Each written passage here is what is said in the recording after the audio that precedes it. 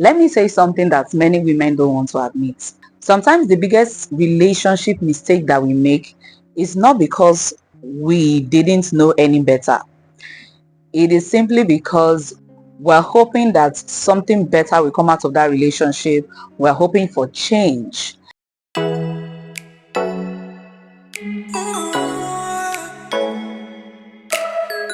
Hey loves, welcome to another episode of The Gist with Ada. If you're new to this channel, let me introduce myself again. My name is Ifeoma Ada Oke. I'm a relationship coach and I talk about everything love, relationship and personal growth. I love to teach singles how to build healthy relationship that can lead to healthy marriages. So I give tips and tricks on how to build a healthy relationship. If you're new to this channel, don't forget to subscribe and turn on the notification bell. And if you are a returning subscriber, welcome. Thank you for sticking around. Long time no see, right? I'm so sorry I went off the radar, but your girl is back with more juicy relationship and personal development tips. So today I want you to do something very important for me. Before you go into that next relationship, before you become serious with that person that is asking you out or that you are currently dating, take a pause. Relax. Reflect on some of the relationship mistakes you made in the past. Now, the reason is this: I don't want you to repeat that same mistake in your next relationship. Now, this conversation is not about blame. I'm not trying to blame here. There's no blame game in this conversation. This conversation is about growth. Is about knowing, is about clarity, is about building something with a new knowledge. I hope you understand what I'm talking about, right? Okay. So while you're doing your own reflecting, I've come up with common mistakes that I have seen women do in the past. And the first one is ignoring red flags. This has to be one of the most commonest mistakes every woman have made in their lifetime. Yes, ignoring red flags. Sometimes the signs are clear. He's inconsistent. His actions do not match his words. He constantly avoids serious conversations. But guess what? We seem to have excuses for everything. For instance, he's inconsistent. I've heard excuses like, oh, he's just busy, this new job is overwhelming. Very good. What about avoiding serious conversations? I've heard excuses like, oh, he's overwhelmed as well. He's going through a lot at the moment. He just needs peace. He doesn't need too much talk. That kind of thing. Excuses all the time. It is time for you to start listening to that inner voice. That inner voice of yours. God has given us women intuition. If that inner voice is telling you that something is wrong, then something is definitely wrong. You need to watch it. Okay? Red flags don't just disappear. The only way it can change or disappear is if the individual decides that they want to change. So if it's not changing, just know that it's going to get bigger and bigger. The second one is falling in love with potential instead of reality. So this is where the woman sees what the man can become if he decides to change. So instead of accepting him for who he is at the moment, you begin to assume that, maybe if I stick around more, he's going to become like this. He's going to change like this. So you're seeing the red flags. You recognize the signs, but you don't want to accept it. You don't want to accept him for who he is. You're thinking he's going to be a certain kind of way if he decides to change. I understand it is hope, right? You're hoping. But the truth is you need to accept a person for who he is, especially if he has shown you time and time again who he exactly is. You cannot build a healthy relationship with assumption. You cannot build a healthy relationship with a potential. You build a relationship with the reality, who the person is.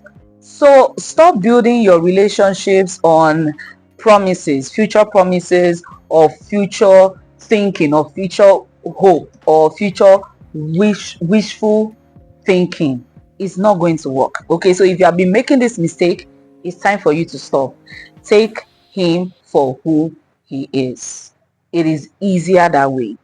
Okay, so the third one is over giving in a relationship. I know that relationship is 100-100. It is not 50-50. Okay, so anybody that tells you you bring your 50 parts and the other person brings it, no, you both bring your A game into the relationship. Okay, now if you notice that you are the one constantly checking in, you're the one constantly giving, constantly adjusting, or compromising, or even shrinking yourself just to keep the relationship, then you need to stop.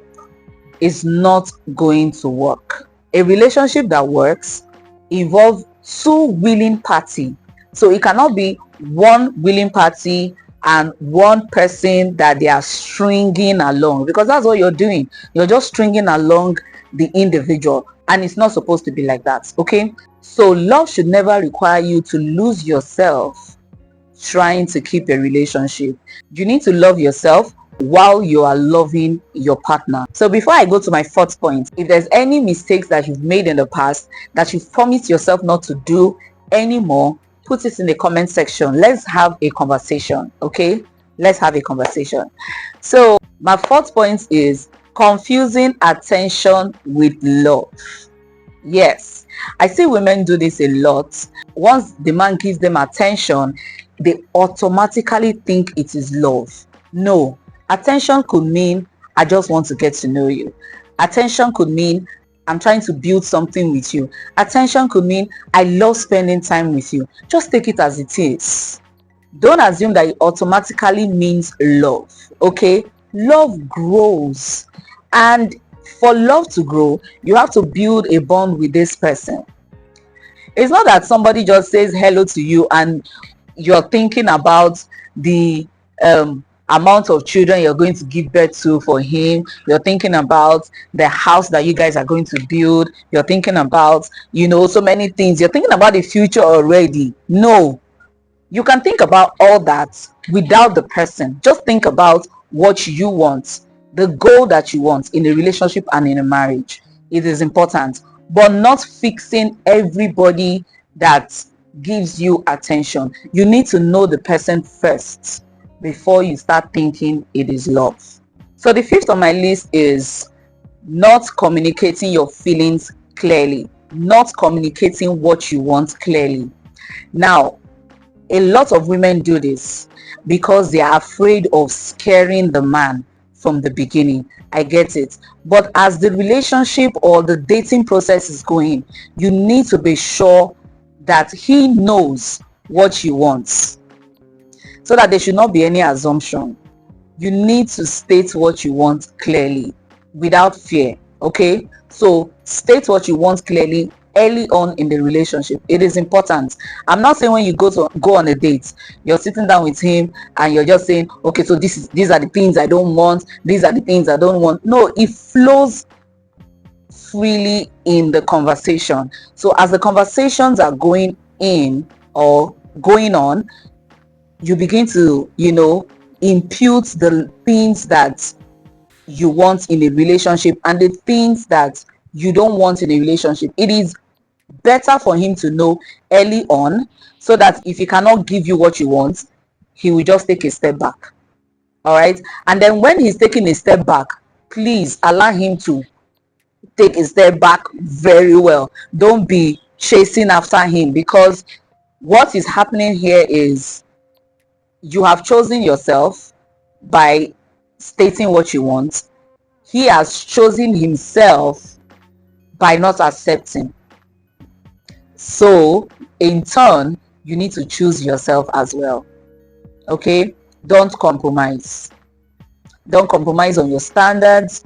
Don't compromise on your desires, don't compromise on your values. It is important. The person that is meant for you will take you the way you are, standards and all. Okay, listen, the goal is not to just be in a relationship. The goal is to be in a healthy relationship. And sometimes the lessons that we learn from our past relationship will help us to choose better moving forward. Okay, so don't ignore the lessons. Those lessons are very important. So I hope you enjoyed today's video. 5 common mistakes that women make in relationships, and I don't want you to make them. I want you to do better. I want you to build a healthy relationship so that it can lead to a healthy marriage. All right, if you're new here, don't forget to subscribe, turn on the notification bell so that you don't miss any of this kind of videos. Right, I hope you enjoyed today's video. Please put in the comment section if you did. If there's something else you want me to talk about, also put it in the comment section, and I promise to do a video on whatever you want. Okay, so I'll see you in my next video. Take care and God bless.